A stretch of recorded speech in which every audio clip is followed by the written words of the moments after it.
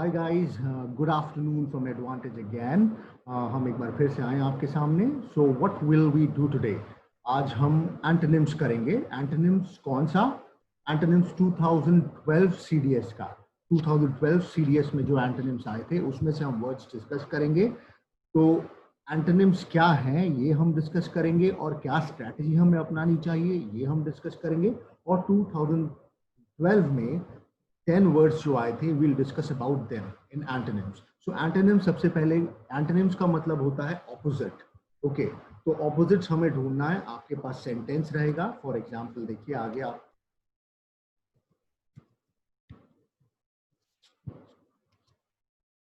हमारे पास सेंटेंस रहेगा। Okay, sorry थोड़ा सा देर हो गया, कर्सर नहीं मूव कर रहा था। तो आपके पास सेंटेंस रहेगा, उसमें आपको देखना है कि एंटोनिम मतलब ऑपोजिट ऑप्शन कौन सा है।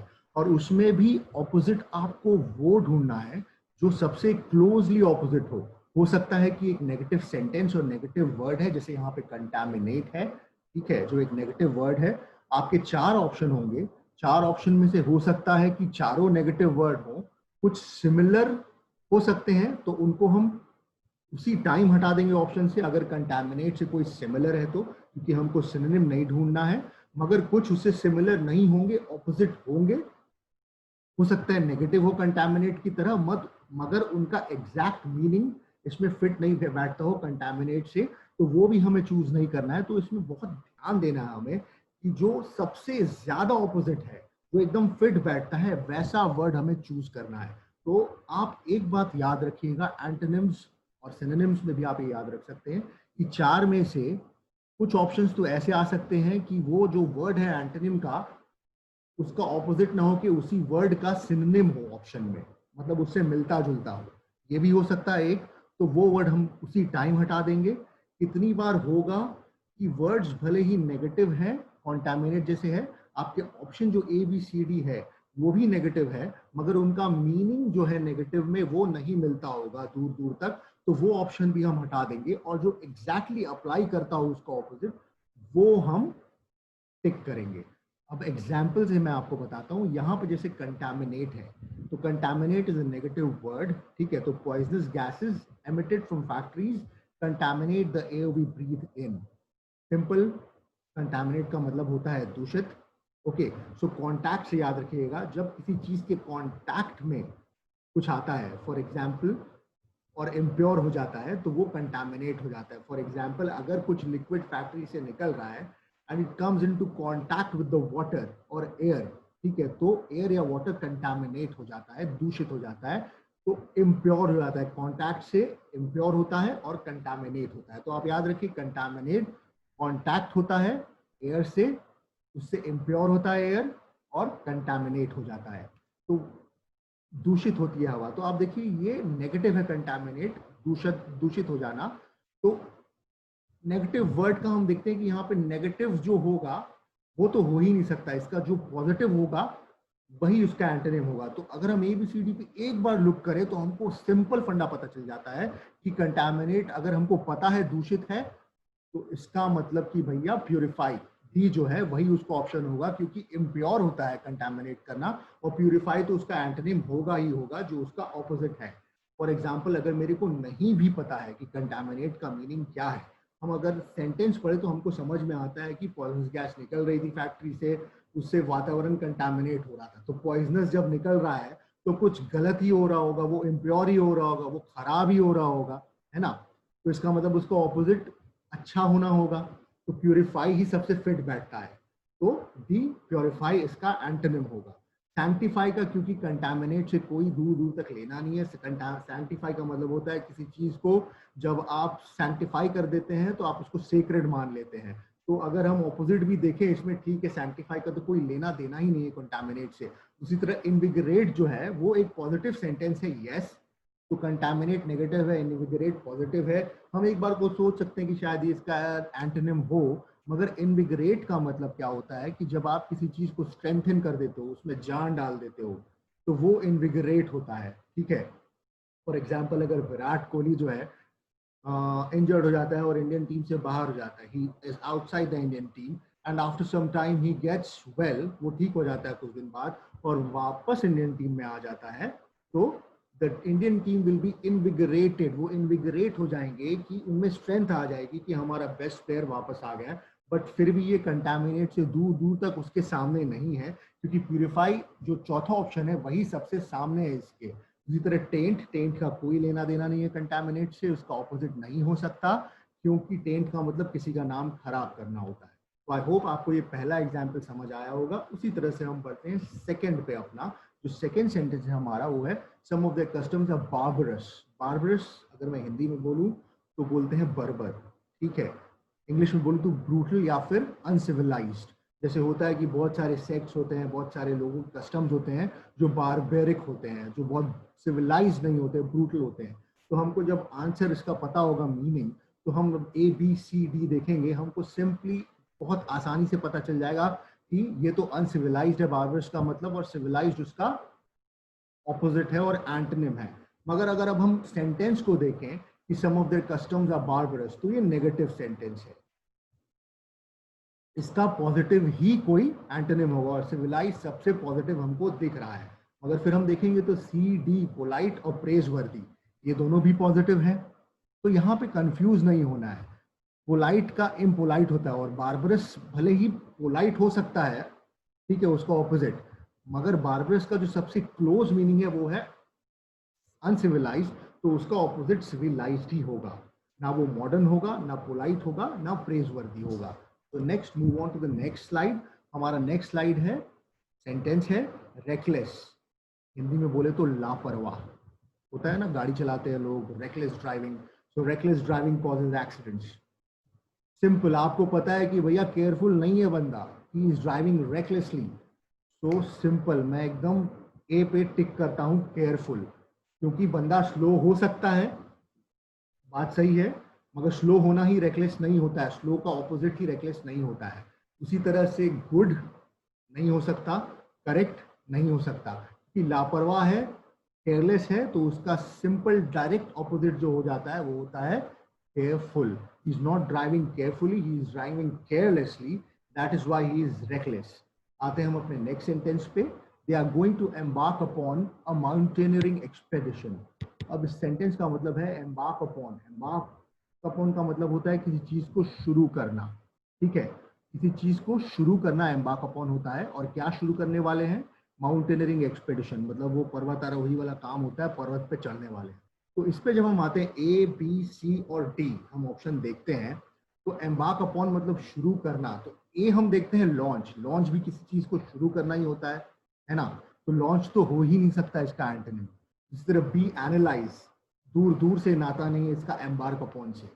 सी ब्रेक ऑफ, इसका भी दूर दूर तक नाता नहीं है एम्बार्क अपॉन से या शुरू करने से। मगर जब हम डी देखते हैं कंक्लूड, कंक्लूड का सिंपल मीनिंग होता है किसी चीज को खत्म कर देना। आप देखते हैं ना, ये कंक्लूजन इसका ये है, पिक्चर का कंक्लूजन ये है, मेरे ऐसे का कंक्लूजन ये है, तो ये फिट बैठता है एंटोनिम पे, ये लास्ट वर्ड जो है the conclude. So they are going to embark upon a mountaineering expedition, इसका ऑपोजिट है कि they are going to conclude the mountaineering expedition, मतलब उसको वो बंद करने वाले हैं, खत्म करने वाले हैं, वो खत्म होने वाला है उनका। आई होप आपको ये समझ आ रहा होगा। अगर बाई चांस कुछ ना समझ में आए, कुछ डाउट हो, आप कमेंट कीजिए, मुझसे सवाल पूछिए, I will give you all the answers and do my best कि आप CDS फ्लाइंग कलर से पास करें। नेक्स्ट हमारे जो दो वर्ड्स हैं वो इस स्लाइड में है। So our first sentence is he often went to the theatre. Often का मतलब क्या होता है? जैसे अक्सर, हमेशा, ओकेजनली, समटाइम्स, उस हिसाब से होता है ऑफन का मतलब। तो जब हम ये वाला ऑप्शन देखते हैं तो इसमें से हमको जब इसका ऑपोजिट निकालना है, हम फिर अपने ऑप्शंस देखते हैं ABCD। तो ऑफन का जब हम देखते हैं तो C और D हम इसको ऑटोमेटिकली हटा देंगे, ऑटोमेटिकली ऑप्शन से, क्योंकि ये एंटोनिम हो ही नहीं सकते, ये है सिनोनिम। क्योंकि ऑफन का खुद में ही मतलब होता है समटाइम्स या occasionally. I often go to the theatre, okay, या I often go to my friend's place, I often go to say the barber. तो ओकेजनली समटाइम्स हम जाते ही हैं, तो ये काफी उससे मिलता जुलता है, तो इसको हम स्ट्राइक आउट कर देंगे। फिर हमारे पास बच जाता है A और B, सेल्डम या रेयरली। अब देखिए ये बहुत क्लोज है मीनिंग में, सेल्डम और रेयरली, ठीक है। रेयरली का मतलब भी होता है ज्यादातर की बहुत रेयर, बहुत कम कोई चीज होना, और सेल्डम का मतलब भी होता है कि बहुत ही रेयर कोई चीज़ हो ना, मगर दोनों के डिग्री में फ़र्क है। तो ये ट्रिकी है। वैसे मैं सजेस्ट करूंगा कि अगर आपको इस तरह का ट्रिकी आए तो आप इसको छोड़ के बाकी जो आसान ऑप्शंस हैं या फिर आसान क्वेश्चंस हैं उसको टैकल करें और बाद में इसमें आए। तो सेल्डम और रेयरली में क्या होता है कि ये दोनों सेम एग्जैक्टली कुछ हद तक हैं, मगर सेल्डम का डिग्री जो होता है रेयरली से ज्यादा है। जब बहुत चीज बहुत रेयरली होती है तो उसको हम सेल्डम बोलते हैं। जैसे I seldom go to the theatre, तो यहाँ पे सेल्डम जो है एंटोनिम में सबसे क्लोज आता है। अगर मैं ऑफन का एंटोनिम पूछूं तो सेल्डम सबसे ज्यादा क्लोज उस पे आता है, उसके बाद रेयरली आता है। तो यहाँ पे करेक्ट ऑप्शन होगा ए, seldom. Now next move on to the next sentence जो है there has been a gradual falling off in the quality of articles manufactured locally. Falling off, आप देख रहे हो कोई चीज नीचे जा रही है, इसका मतलब क्या है कि जो लोकल आर्टिकल मैन्युफैक्चर हो रहे हैं उनकी क्वालिटी नीचे जा रही है। तो ये है हमारा फॉलिंग ऑफ वर्ड। इसका एंटोनिम हमको ढूंढना है। ए का हमारा ऑप्शन है श्रिंकेज, बी का इरोजन, सी का इम्प्रूवमेंट और डी का डिसेंट। ओके, तो फॉलिंग ऑफ का जो भी होगा एंटोनिम वो पॉजिटिव होगा क्योंकि फॉलिंग ऑफ नीचे है तो जो ऊपर जा रहा है। अब श्रिंकेज हम देखें तो श्रिंकेज मतलब कोई चीज कम होना, तो ये देखिए ये सिनोनिम में आ जाता है डेफिनेशन में उसके, तो ये स्ट्राइक आउट कर देंगे हम। इरोजन भी होता है कोई चीज इरोड करना, मतलब उसका कम होना, चाहे सैंड बैंक में से सैंड इरोड होना, चाहे सॉइल इरोजन आपने सुना होगा वो कम होना, तो ये भी हम स्ट्राइक ऑफ कर देंगे। ठीक है, और फिर हम आते हैं सी और डी में। अब जब डी के ऑप्शन में हम आते हैं तो हम देखते हैं डिसेंट। तो डिसेंट का मतलब भी होता है जब कोई चीज कम होती है। डिसेंट का मतलब भी होता है कोई चीज कम होती है, तो ये भी स्ट्राइक ऑफ हो जाएगा। तो जो सबसे पॉजिटिव हमको दिख रहा है इसमें ऑप्शन वो यही है कि इम्प्रूवमेंट, कि there has been a gradual improvement in the quality of articles. तो सी हमारा आंसर होगा। तो एग्जैक्टली मैं आपको यही बताना चाहूंगा कि आप अपना वर्ड देखें जिसका एंटोनिम पूछा जा रहा है, वो सेंटेंस देखें, उसको जानने की कोशिश करें नेगेटिव है कि पॉजिटिव है, और फिर स्ट्राइक करें कि आपको क्या स्ट्राइक करना है। जैसे एक एग्जांपल में फॉलिंग ऑफ मतलब नीचे जाना, तो ऑब्वियसली श्रिंकेज कम होना, इरोजन कम होना, डिसेंट किसी चीज का कम होना, ये हो ही नहीं सकते। तो सी ऑटोमेटिकली इम्प्रूव होना मतलब ऊपर की तरफ जाना, फॉलिंग ऑफ नहीं होना, उससे ऑपोजिट होना, ये हो जाता है ऑप्शन, और ये है करेक्ट ऑप्शन। अब आते हैं हम नेक्स्ट अपने स्लाइड पे। दो और सेंटेंस है हमारे पास, दो और antonyms. So he is frugal in spending. Frugal क्या होता है? देखिए फ्रूगल का सिंपल मीनिंग है जो किसी भी चीज में, चाहे कपड़ा हो, खाना हो, एक्सपेंस हो, उसमें कम खर्चा करे, मितव्ययी, या फिर उसमें कंजूस हम बोल सकते हैं। ठीक है, जैसे अपना खाना कम या फिर इकोनॉमिकल जीना चाहता हो, तो यहाँ पे है कि स्पेंडिंग में वो फ्रूगल था। तो जब मेरे को पता चल ही गया है कि इसका मीनिंग इकोनॉमिकल है, तो इकोनॉमिकल तो स्ट्राइक आउट ए हो ही नहीं सकता। अब इकोनॉमिकल है, फ्रूगल है, तो मतलब माइजरली, मतलब जो थोड़े से माइजरली होते हैं, थोड़े से कंजूस होते हैं, उनको माइजरली कहते हैं। ठीक है, तो सी भी स्ट्राइक ऑफ हो गया। सी हो ही नहीं सकता क्योंकि ये दोनों इकोनॉमिकल और माइजरली दोनों सिनोनिम में आ रहे हैं इसके, फ्रूगल के। तो फ्रूगल का ऑपोजिट क्या हो सकता है? अब हमारे पास बचता है बी और डी। तो बी जो है वो है ग्रीडी, पर ग्रीडी यहाँ पे फिट नहीं बैठता। आप देखिए लालची का नहीं लालची होना, ऊपर कुछ होता, ठीक है, तो हमें समझ में आता। तो इसका बी आंसर होगा एक्स्ट्रा वेगेंट। एक्स्ट्रा वेगेंट मतलब जो ज्यादा पैसे खर्च करे। होता है ना हमारे पॉकेट में पैसे नहीं टिकते हैं भाई, खर्चा करूंगा तो बहुत करूंगा, खरीदूंगा तो हाथी खरीदूंगा भले पाल ना पाऊं, है ना। तो ये ऑपोजिट फ्रूगल का होगा कि जो एक्स्ट्रा वेगेंट है और बहुत पैसे खर्च करता है, शायद डूब भी जाए खर्च कर करके, किसी को नहीं पता। तो आई होप ये भी आपको समझ में आया होगा। हमारा नेक्स्ट जो सेंटेंस है वो है he was deeply depressed over the news. Depressed negative word, समझ में आ ही रहा होगा आपको। डिप्रेशन उदास हिंदी में बोले तो, इनफैक्ट उदास क्या डिप्रेस होता है कि आप सैड नहीं है, आप बहुत ज़्यादा सैड है, तब आप डिप्रेस्ड होते हैं। ठीक है, तो इतना मेरे को पता चल गया कि नेगेटिव वर्ड है डिप्रेस्ड। तो इसका ऑपोजिट क्या हो सकता है? जो बहुत खुश हो। तो अगर हमको मीनिंग पता है डिप्रेस्ड का और बहुत खुश हो का कुछ मीनिंग पता है, तो उसका हमको सीधे पता चल जाता है कि बी जो इलेटेड, इलेटेड मतलब when you very happy, very happy, depressed का एकदम ऑपोजिट है, तो वो बी इलेटेड होगा। अब इसमें मैं ये बताता हूँ कि ए, सी और डी क्यों नहीं हो सकता। देखिए ए है सेटिस्फाइड, अब जो डिप्रेस्ड है उसका ऑपोजिट तो भैया हैप्पी हो सकता है, सेटिस्फाइड का दूर दूर तक कोई लेना नहीं, इम्प्रेस्ड का दूर दूर तक कोई लेना नहीं डिप्रेस से, अफेक्टेड का ठीक है आप किसी चीज से अफेक्ट होकर डिप्रेस हो रहे होंगे मगर वो डिप्रेस का उल्टा नहीं है, उसका एंटोनिम नहीं है। देखिए हमें खोजना है कि सबसे क्लोजली ऑपोजिट क्या वर्ड है उसमें, तो डिप्रेस्ड जो कि उदास है उसका सबसे क्लोज होगा इलेटेड, जो कि मतलब कि बहुत ज्यादा खुशी होती है। अब हम आते हैं नेक्स्ट 2 स्लाइड्स पे। हमारा नेक्स्ट सेंटेंस है the students expected an eminent scientist to inaugurate the programme. अब कोई साइंटिस्ट आने वाले थे, हो सकता है आपकी तरह कॉलेज में बच्चे हैं वो बहुत एक्सपेक्ट कर रहे थे कि बहुत ही कोई प्रख्यात, कुख्यात नहीं प्रख्यात, मतलब बहुत जाना माना जाना पहचाना कोई एमिनेंट बंदा आएगा साइंटिस्ट इनॉग्रेट करने के लिए। तो एमिनेंट, अब हम देखेंगे कि इसमें ए बी सी डी में से क्या चीज जो है वो फिट बैठती है, इलस्ट्रियस फिट बैठता है क्या। अब आप देखिए एमिनेंट पॉजिटिव है, इलस्ट्रियस भी पॉजिटिव है। इलस्ट्रियस का एक तरह से मतलब होता है जो बहुत ज्यादा जिसका नाम हो, he is an illustrious person, he had an illustrious career. For example Sushant Singh Rajput, बहुत इलस्ट्रियस करियर था उसका बेचारे ने जो भी किया, बट ही वाज फेमस, ठीक है, एमिनेंट था, प्रख्यात था and had an illustrious career, तो ये इसमें फिट नहीं बैठता है, ठीक है। नोटोरियस भी, नोटोरियस मतलब जो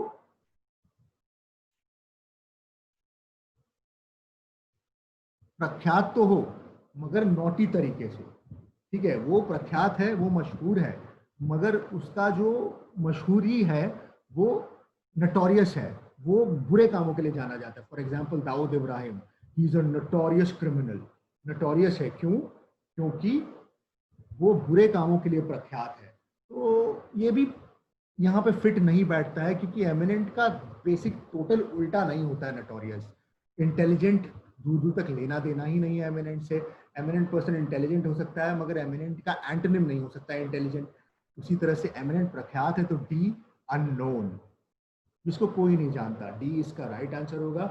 eminent scientist, unknown scientist. APJ Abdul Kalam eminent scientist है और मैं एक ऐसा साइंटिस्ट हूँ जिसे कोई नहीं जानता, अननोन। तो आई होप आपको ये समझ में आया होगा। अब हम आते हैं अपने लास्ट वर्ड पे आज के। लास्ट सेंटेंस है हमारा, though he had lost the battle he decided not to yield to the enemy. Not to yield to the enemy, ये क्या हुआ, समझ लिए बैटल हो रहा है, इंडिया चाइना में ही हो रहा है, भले ही हम हारने वाले हैं या हार रहे हैं मगर हम हथियार नहीं डालते हैं, लास्ट तक हम लड़ते हैं, अपनी जान पे खेल के लड़ते हैं। When you don't yield to something you don't give up, भले ही आप हार की कगार पे हो। तो यील्ड टू का मतलब आपको समझ में आ गया, तो इसका सीधा जो है ऑपोजिट क्या हो सकता है, यील्ड टू, सबमिट टू नहीं हो सकता, मैं submit to, he decided not to, submit to मतलब not to yield to, same हो गया, ए नहीं हो सकता। परसुएड, दूर दूर तक कुछ लेना ही नहीं है बी परसुएड का यील्ड टू से। सी resist, though he had lost the battle he decided not to yield to, तो not to resist ये उसका ऑपोजिट है। जब आप yield to नहीं करना चाहते हो तो उसका ऑपोजिट होता है कि आप रेजिस्ट करना चाहते हो। तो सी resist, he decided not to resist the enemy, जब वो रेजिस्ट नहीं करना चाहेगा मतलब he wants to yield to the enemy। तो सी यहाँ पे सबसे सही बैठता है उसके एंटोनिम में, सी टर्म विथ डी, इसका दूर दूर तक yield to से कुछ लेना नहीं है। तो जब हम किसी को yield to नहीं करना चाहते हैं, किसी को हम सरेंडर नहीं करना चाहते हैं तो हम रेजिस्ट करते हैं और वो yield to का एंटोनिम है C resist. So guys I hope you have got an understanding of antonym. Okay, हम और भी डिस्कस करेंगे नेक्स्ट सेशन में। I hope you people liked it. अगर आपको पसंद आया है तो लाइक करें, कमेंट करें, शेयर करें, और अगर आपको कोई भी डाउट है, Advantage is always there for you. हम इसका आगे भी डिस्कशन और एंटोनिम्स का करेंगे और आप हमें आइडिया दीजिए कि आपको और क्या चाहिए जो आपको सीडीएस या फिर कोई भी डिफेंस एग्जाम या कोई भी कॉम्पिटिटिव एग्जाम्स में अच्छे से पास होने में मदद करे। थैंक यू, हasta la vista, बाय बाय।